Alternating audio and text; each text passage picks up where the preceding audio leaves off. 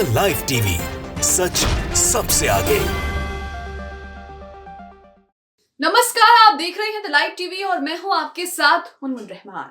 जब बुरा वक्त होता है तो कहते हैं परछाई भी साथ छोड़ देती है। इजराइल के साथ बिल्कुल ऐसा ही हो रहा है।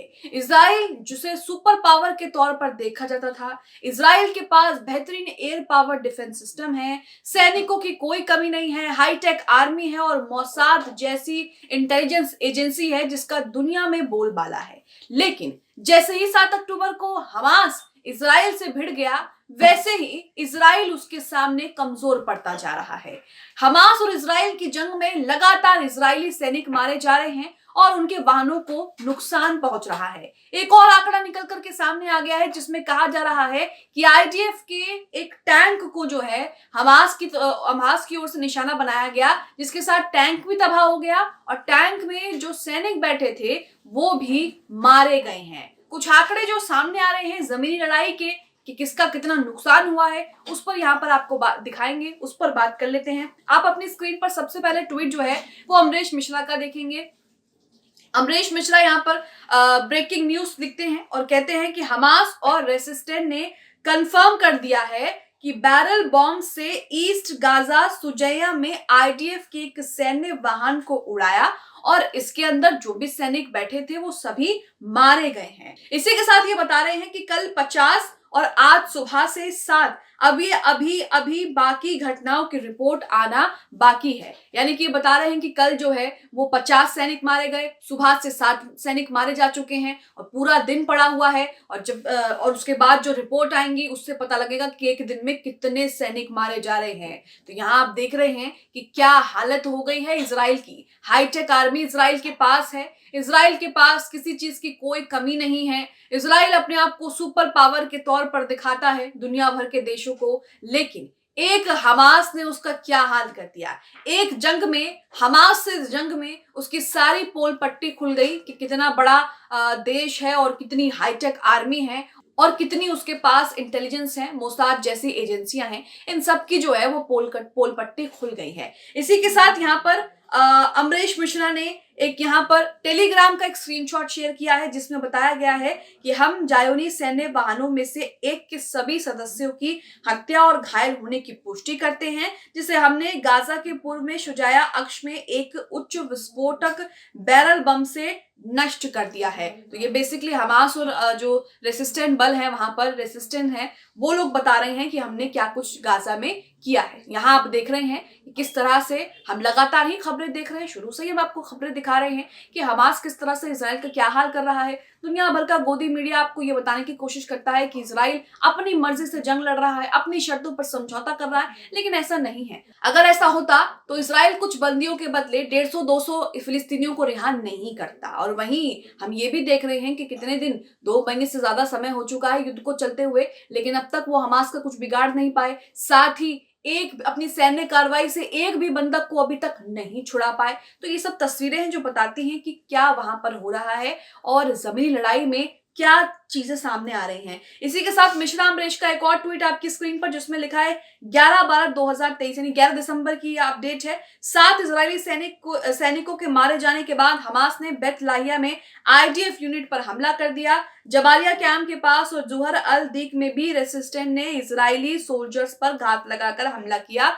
हताहतों की संख्या आना अभी बाकी है। इसी के साथ तेल अवीव पर भी हमला हुआ हमास की तरफ से। यहाँ लिखा है कि हमास ने इजरायली राजधानी तेल अवीव पर रॉकेट मारे, उसको हल्के में मत लेना, जालिम मजलूम से ज्यादा सेंसिटिव होता है अपने जरा सा नुकसान को लेकर। हमास जानता है कि इजराइल अपनी नाभि के पास एक खरोच में ही बिलबिला उठेगा और वही हुआ। तेल अवीव इजराइल की नाभि है। अपनी स्क्रीन पर तस्वीरें देख रहे होंगे कि हमास ने जो तेल अवीव पर हमला किया है उसकी तस्वीरें क्या निकल करके सामने आ रही हैं और कहा जा रहा है कि इजराइल जो है वो तेल अवीव पर हमला बिल्कुल भी बर्दाश्त नहीं करेगा। हम देख रहे हैं कि हिजबुल्लाह की तरफ से भी लगातार हमले हो रहे हैं, हमास भी लगातार तेल अवीव पर हमले कर रहा है। 7 अक्टूबर को जो हमला हुआ था उसमें हमास जो है वो इजराइल की राजधानी तेल अवीव तक घुसाया था और उसके बाद कई इजरायलियों को जो है वो बंधक बनाकर अपने साथ ले गया था, जिसे अभी तक इजराइल छुड़वा नहीं पाया है। वहीं कुछ वाजिद खान के ट्वीट भी आपको दिखाएंगे। वाजिद खान का एक ट्वीट आप अपनी स्क्रीन पर देखिए।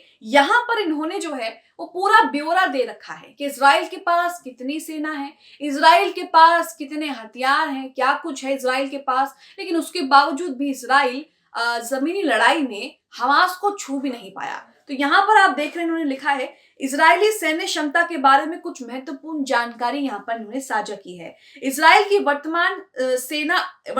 वर्तमान सेवा सेना की संख्या है 1,69,500। तो यहाँ आपने ये देखा। इसी के साथ नीचे बताया गया है कि इजराइल की रिजर्व सेना की संख्या क्या है, 4,65,000 है। इजराइल के पास 2,200 टैंक हैं। इजराइल के पास 530 तोपें हैं। इजराइल के पास 339 युद्धपोत हैं। इजराइल के पास 142 हेलीकॉप्टर भी है। इजराइल के पास आयरन डोम नामक मिसाइल प्रणाली है जो मिसाइलों और जहाजों को मार गिरा सकती है। इजराइल के पास 49 जहाज हैं। इजराइल के पास 5 नौसैनिक पनडुब्बियां हैं। अमेरिकी हर साल इजराइल को 3.8 अरब डॉलर की सैन्य सहायता देता है। इजराइल एकमात्र कब्जा करने वाला देश है जिसे अमेरिका सालाना 3.8 बिलियन डॉलर की सैन्य सहायता देता है। दुनिया की लड़ाकू ताकत रखने के बाद इजराइल गाजा में 30,000 मुजाहिदीनों के सामने बेबस है। 66 दिनों तक चली लड़ाई के बाद भी इजराइल को कोई बड़ी सफलता अभी तक नहीं मिली है। यहां तक वो अपने बंधुकों को तक नहीं छुड़वा पाया। इजराइल सैन्य कार्रवाई के जरिए गाजा से अपने एक भी कैदी को नहीं छुड़ा पाया। इजरायली कबूलनामे के मुताबिक 110 इजरायली सैनिक मारे गए हैं। हमास मुजाहिदीन के मुताबिक 550 यहूदी टैंक, सैन्य वाहन आदि जो है वो नष्ट किए हुए हैं। तो यहाँ आप कुछ राउंड्स फिगर देख रहे हैं कि किस तरह से उनकी इजराइल को लेकर और उनकी सैन्य क्षमता और उनके पास क्या युद्ध हथियार हैं, क्या चीजें उपकरण हैं, उन सब को लेकर एक महत्वपूर्ण जानकारी यहाँ साझा की गई। आप देख सकते हैं कि इतना सब कुछ होने के बावजूद भी वो मुट्ठी भर हमास को खत्म नहीं कर पा रही, वो हमास को छू भी नहीं पा रही, हमास का बाल भी बांका नहीं कर पा रही। यहाँ तक कि अभी तक की सैन्य कार्रवाई, बमबारी और तमाम चीजों में एक भी बंधक को छुड़ा नहीं पाए। तो यहाँ साफ है कि इजराइल जो है वो हमास के सामने टिक नहीं पा रहा है। इतनी बड़ी संख्या में सैनिक होने के बावजूद, हाईटेक आर्मी होने के बावजूद, सारी चीजें होने के बावजूद भी इजराइल हमास के सामने टिक नहीं पा रहा है। वहीं वाजिद खान का एक और ट्वीट है जिसमें उन्होंने गाजा मुजाहिदीन के एक ही हमले में 11 यहूदी सैनिकों के मारे जाने का वीडियो जारी किया है। ये एक तस्वीर है। इस तस्वीर में पॉइंट किया हुआ है 11 के 11 यहूदी सैनिकों को और इसमें बताया गया कि 11 के 11 यहूदी सैनिक एक ही हमले में जो है वो सारे मारे गए हैं। तो यहाँ आप देख रहे हैं कि क्या हालत हमास ने इजराइल की कर दी है। हमास लगातार इजराइल को जो है वो पीछे की ओर धकेल रहा है। नेतन्याहू की समझदारी इसी में है कि वो सीज फायर कर दे, लेकिन वो सीज फायर भी नहीं करना चाहते। वो लगातार खुद को बचाने के लिए अपने सैनिकों को आगे भेज रहे हैं। यहाँ तक कि उनकी मीडियास में उनके जो अखबार हैं, इजरायली अखबार, इजरायली मीडिया चैनल्स में ये बातें भी बताई जा रही हैं कि कितने सैनिक मारे जा रहे हैं और कितने सैनिकों का नुकसान हो रहा है। लेकिन उसके बावजूद भी नेतन्याहू की आंखें जो हैं वो नहीं खुल रही हैं और किस तरह से गाजा में नरसंहार मचा हुआ है। आप इस खबर को लेकर क्या सोचते हैं? जमीनी लड़ाई पर जिस तरह से हमास इजराइल पर भारी पड़ रहा है, इसे लेकर क्या सोचते हैं? कमेंट बॉक्स में हमें अपनी राय जरूर दें। द लाइव टीवी, सच सबसे आगे।